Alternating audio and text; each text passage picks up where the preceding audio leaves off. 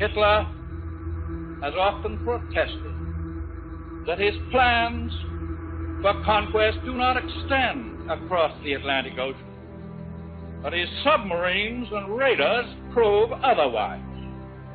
So does the entire design of his new world order. For example, I have in my possession a secret map made in Germany by Hitler's government, by the planners of the new world order.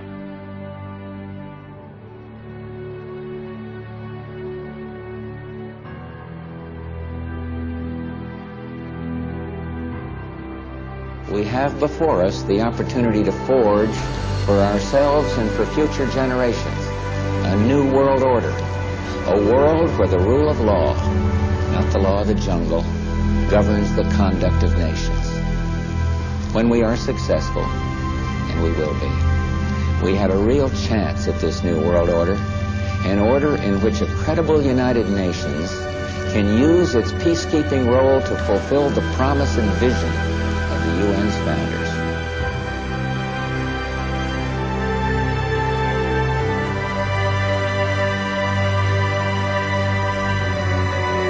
My honor to bring to you the 41st President, a great dad, George H.W. Bush. We all know his father, but what about his cousins? Check out this family tree, done with research by Ancestry.com. What would you say if I told you he's related to all of those people? Think you're wrong? Oh, no, I'm not. Let me take you through this, branch by branch. The 101st Airborne Division, Air Assault. Vice President Dick Cheney, the man who's only a heartbeat away from the presidency, is actually a blood relation. He's President Bush's 9th cousin once removed. Cheney's cousin Barack Obama is also Bush's 11th cousin, and the 9th cousin of Brad Pitt. But we're only just getting started. President Lincoln was President Bush's 7th cousin 5 times removed, and Bush shared more than just a ballot with John Kerry. That's right, they're 9th cousins twice removed. Really? What do you think of that? Yeah, they have the same chin. There's also royalty in the Bush bloodline. Princess Diana was Bush's 11th cousin twice removed. And then there's this bombshell. Happy birthday, Mr. President. Sure, she may have been singing to JFK, but what about GWB? He is, after all, her 9th cousin 3 times removed. Maybe it's the eyebrows. They have the same eyebrows? He's also related to Playboy founder Hugh Hefner, even Pocahontas, and Vlad the Impaler. Trace the family tree far enough, and you get Madonna, Celine Dion, and Tom Hanks. My mom always said life was like a box of chocolates. After all, genealogy can sometimes be like a box of chocolates. You never know who you're going to get.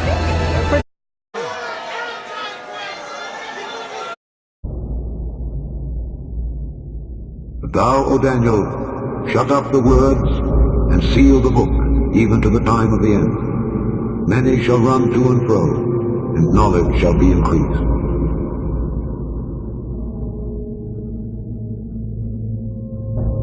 Boeing test pilot Jason Clements goes through final flight checks in the cockpit of an F-16. Just make sure my switches are set in the right position. The throttle is free and clear. Lights are on. X-ray Tango radio check.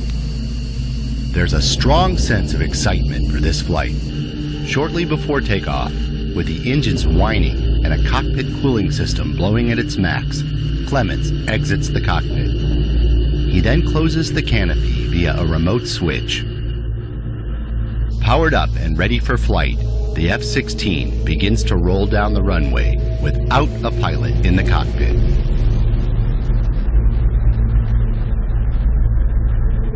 In a matter of seconds, the aircraft, with its burner lid, roars into the southern sky, headed out over the Gulf of Mexico. It's the first time ever an F-16 has flown without a pilot in the cockpit.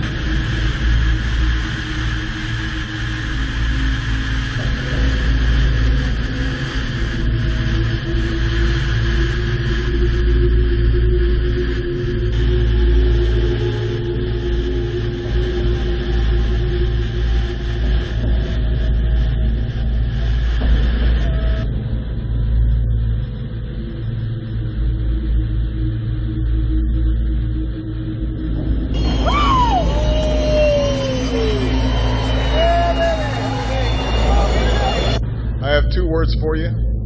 Predator drones. You will never see it coming.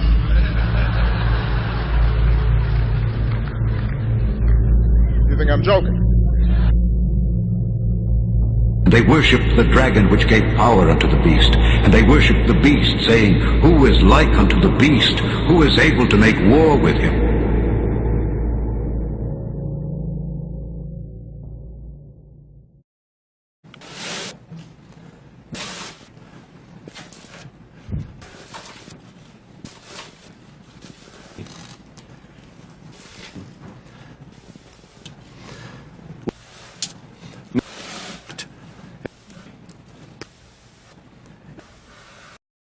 I'm Steve. I'm Irene. I'm Lisa. My name is Tom. I'm a graphic designer. College freshman. Stay-at-home mom with a full-time job. Scholar on social policy and a barista. And I'm just like you. I'm an Obama supporter. I support President Obama. But the president needs your help. Our president can't launch into another war without you. And remember, when we voted for him in 2008 and 2012, we promised to support him no matter what. Together, we can do it. That's why we here at the Americans for Whatever Barack Obama Wants, Did You Know He's Friends with Jay-Z, have launched a Kickstarter campaign to fund World War III. And America is dead-ass broke, so our goal is to raise $1.6 trillion on behalf of the U.S. government. That's where you come in. Even a small donation would make all the difference. World War III is a very important, very progressive war that Obama tells me is very important. So it must be. When I first saw the president speak in 2008, in a YouTube clip posted to my Facebook page, I knew he was going to be right all the time. So I support World War III and IV, and any moon war the president may want to start. I mean, there is no way that he or the cabal of corporate interests, spy agencies, and shadow bankers that tell him what to do would ever mislead us. Good family entertainment. In fact, we're about to almost signed Tim Tebow, and that's good for football. And all those pundits and the people in the peanut gallery who pick on him because he's an avowed Christian and proud of it is the heinous thing of all sports reporting and journalism, because here's a guy that believes in his God, and people pick on him. If he was a Jew or a Muslim and you did that, people would never dare. But for some reason, if he's a Christian, you're allowed to pick on him. So I think it's the height of lunacy, and those journalists should be held accountable. They're never going to pick on a guy who tortures dogs or is perhaps going to jail for murder, but if he believes in Christ his Lord, then he's open season. It's like, what country are we living in?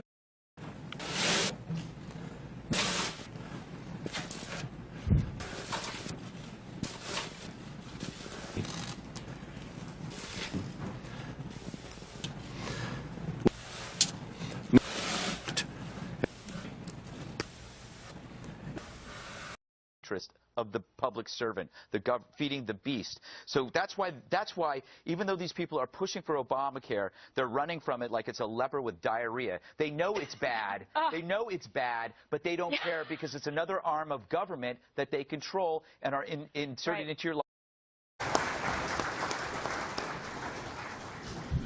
On behalf of the General Assembly, I have the honor to welcome to the United Nations His Excellency Barack Obama, President of the United States of America, and invite him to address the Assembly.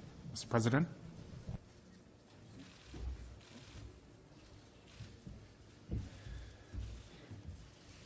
Mr. President, Mr. Secretary General, fellow delegates, ladies and gentlemen. Each year, we come together to reaffirm the founding vision of this institution. For most of recorded history, individual aspirations were subject to the whims of tyrants and empires. Divisions of race and religion and tribe were settled through the sword and the clash of armies. The idea that nations and peoples could come together in peace to solve their disputes and advance a common prosperity seemed unimaginable. It took the awful carnage of 2 world wars to shift our thinking.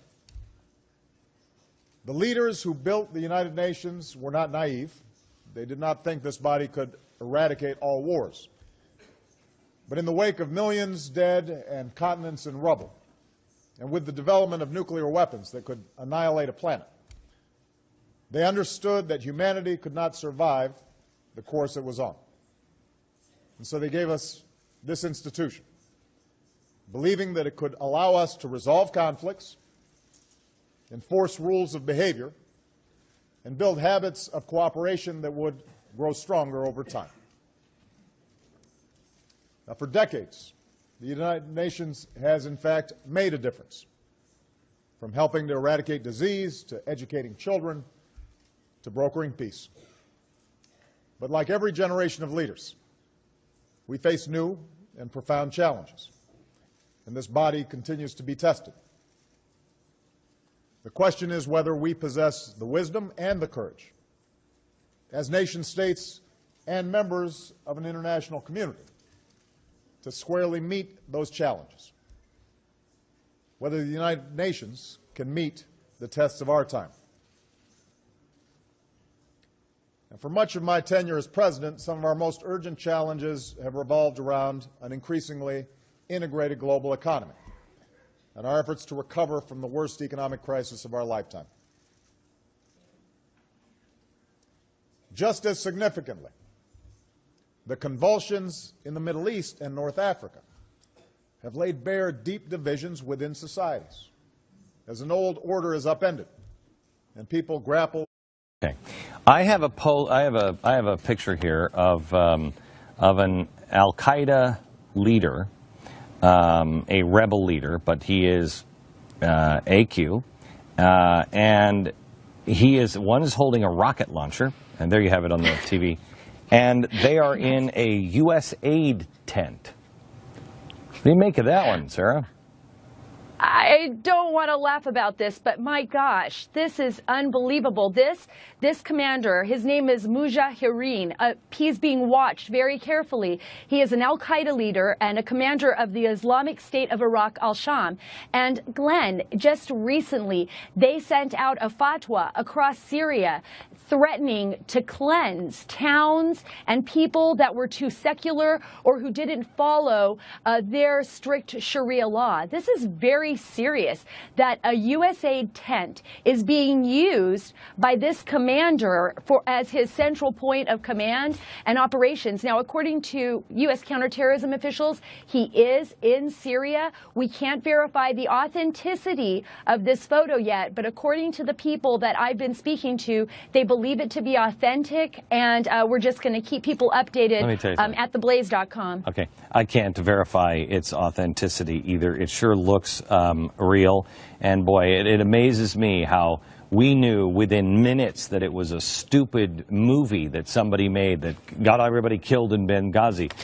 But we can't figure this one out. This, America, this should be on the front page of every newspaper. This is the result of our policy. This is, if this isn't aiding and abetting the enemy, I don't know what is. In a U.S. aid tent, holding a rocket launcher, an Al-Qaeda rebel. Congratulations on your foreign policy, America. It's in the headlines every day with the people carrying out the attacks described as everything from freedom fighters to full-blown terrorists. But even the official line is less than concise. You can see the many government agencies in the U.S. don't have a cohesive definition. According to the State Department, no one definition of terrorism has gained universal acceptance within our government. This could have an impact on why the media hasn't defined the difference between regime states and rebels in varying countries around the world. The Department of State, Homeland Security, FBI, FEMA, they all use different definitions, and this could also play a part into why Senator Rand Paul is concerned about who could be considered a terrorist.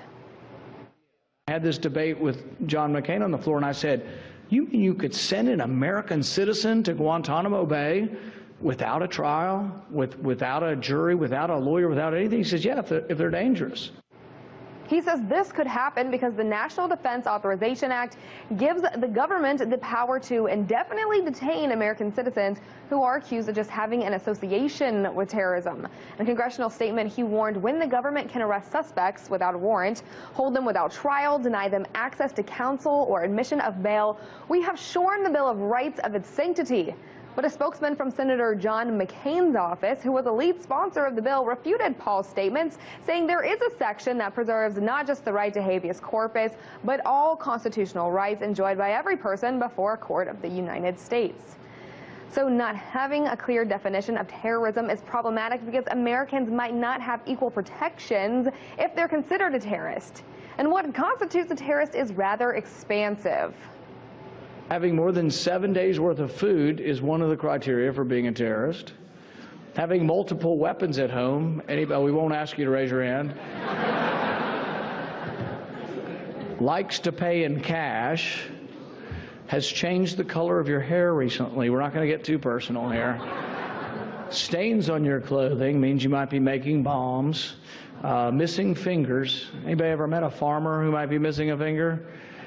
President Obama's former chief of staff, Rahm Emanuel, lost a finger after accidentally cutting it off in a meat slicer. But how is this criteria for a terrorist suspect? According to a document obtained by Public Intelligence, a training program for law enforcement that's funded by the Department of Justice included the following potential terrorist indicators. Keeps records on computers, near identified potential target carrying video cameras, person observed with maps, rental of self-storage space, presence of pamphlets, having hair dyes in your home. So I took to the streets to see if I could find anyone who met this criteria. Hey, so I just noticed you guys had a map. Do you have any points of interest highlighted on that map? Everything. Have you at any point in time ever had more than 7 days worth of food in your home? 7 days of food? A week worth.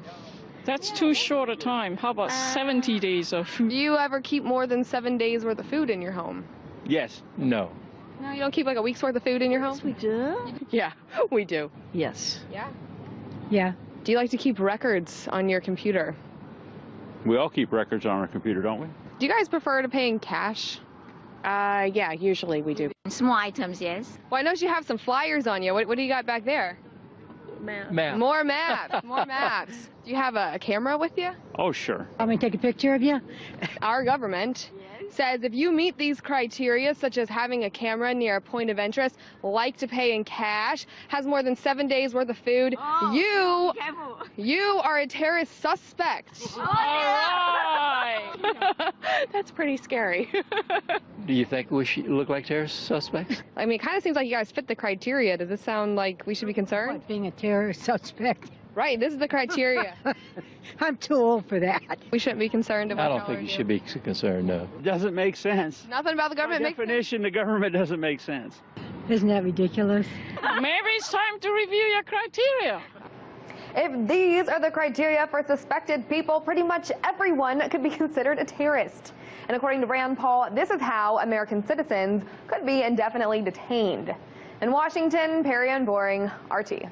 Good evening. There are major developments tonight on two crises that threaten to drag the United States into war. A deal has just been struck to head off an American airstrike against Syria. And there is a big step forward in talks on Iran's nuclear program. Both are happening late today at the United Nations, and Secretary of State John Kerry is in the middle of all of it. Kerry sat down with us today for a 60 Minutes interview.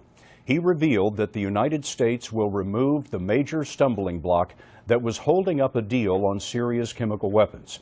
The U.S. had wanted to put teeth in that deal with the threat of military force, something that Syria's ally, Russia, refused to allow.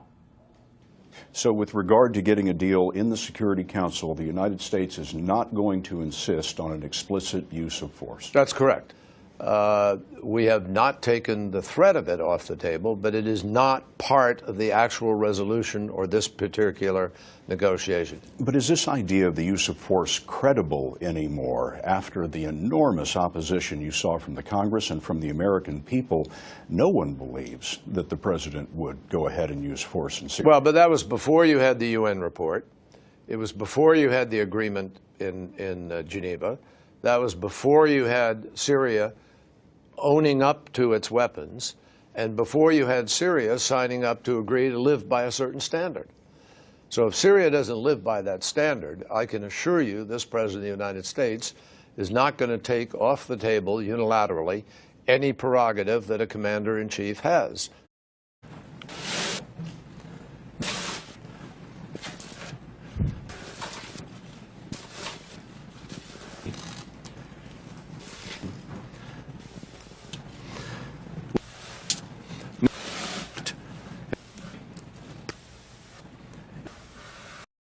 Around this issue. And the fact is, the Republicans' biggest fear at this point is not that Affordable Care Act will fail. What they're worried about is it's going to succeed.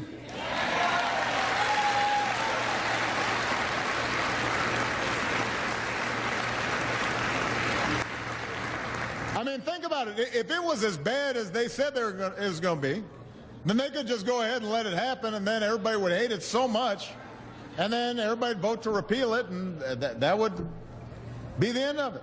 So what is it that they're so scared about?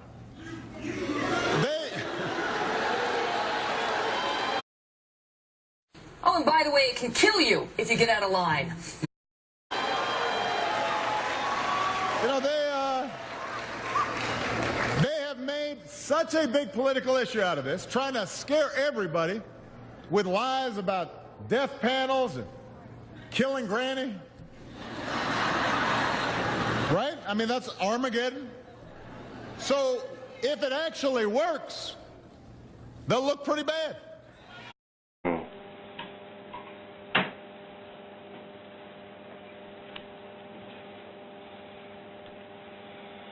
Okay, perfect.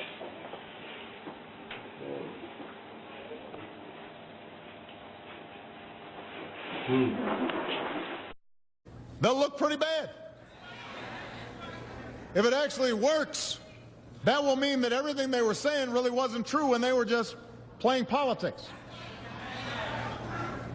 Just the other day, one Republican in Congress said, we need to shut this thing down before the marketplace is open and people get to see that they'll be getting coverage and getting these subsidies because, and I'm going to quote him here, he said, it's going to prove almost impossible to undo Obamacare. Right? So, in other words, we've got to shut this thing down before people find out that they like it.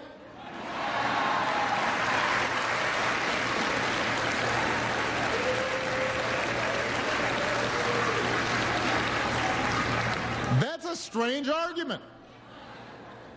Don't you think that's a strange argument? And the closer we get, the more desperate they get. I mean, over the last few weeks, the rhetoric has just been cranked up to a place I've never seen before.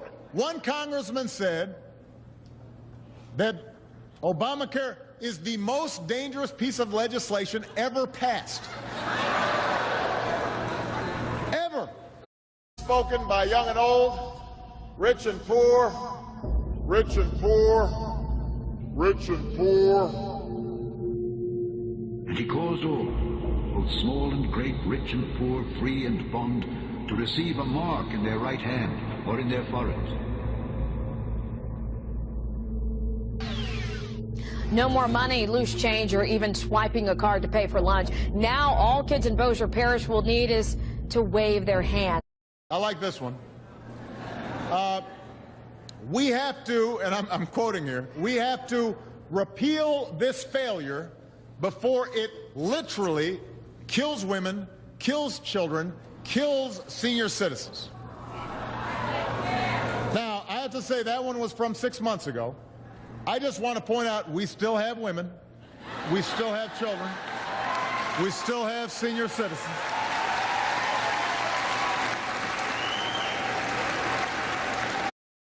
If any man worship the beast and his image, and receive his mark in his forehead or in his hand, the same shall drink of the wine of the wrath of God, which is poured out without mixture into the cup of his indignation, and he shall be tormented with fire and brimstone in the presence of the holy angels and in the presence of the Lamb. And the smoke of their torment ascended up forever and ever, and they have no rest day or night, who worship the beast and his image, and whosoever receiveth the mark of his name. We are the world's bedrock economy the world's currency of choice. The entire world looks to us to make sure that the world economy is stable. You don't mess with that. You don't mess with that.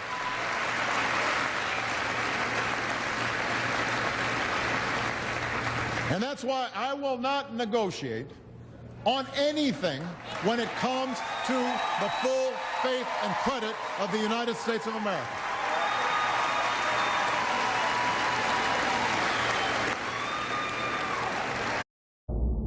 And that no man might buy or sell save he that had the mark or the name of the beast or the number of his name. I've said it before, I will say it again. We can't balance the budget on the backs of the very people who have borne the biggest brunt of this recession. Everyone's going to have to chip in. Everyone's going to have to chip in. Everyone's going to have to chip in. Well, it looks and sounds like something out of the future, but a new palm scan. Sound like something out of, well, a Hollywood thriller. A Saudi inventor has created a killer microchip. It's designed to track terrorists and criminals and, well, you can think of some. Ye therefore shall see the abomination of desolation. Me?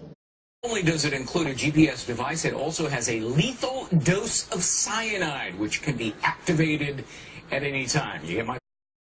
The year is 2017.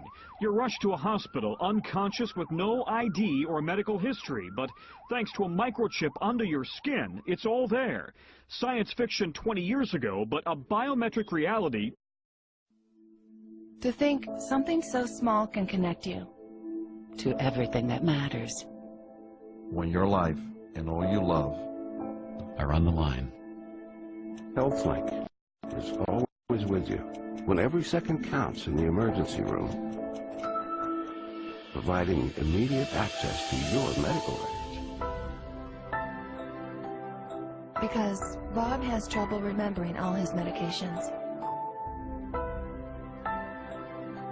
Because I'm in love with my kids' kids. Because my car lost control while driving. Because now I'm looking out for both of us. Because I have diabetes, but it doesn't have me. Because I spend my life in the ER trying to save yours. Oh, and by the way, it can kill you if you get out of line. Here is wisdom. Let him that hath understanding count the number of the beast, for it is the number of a man, and his number is 666. It's been a long time coming, but tonight, because of what we did on this day, in this election, at this defining moment, change has come to America.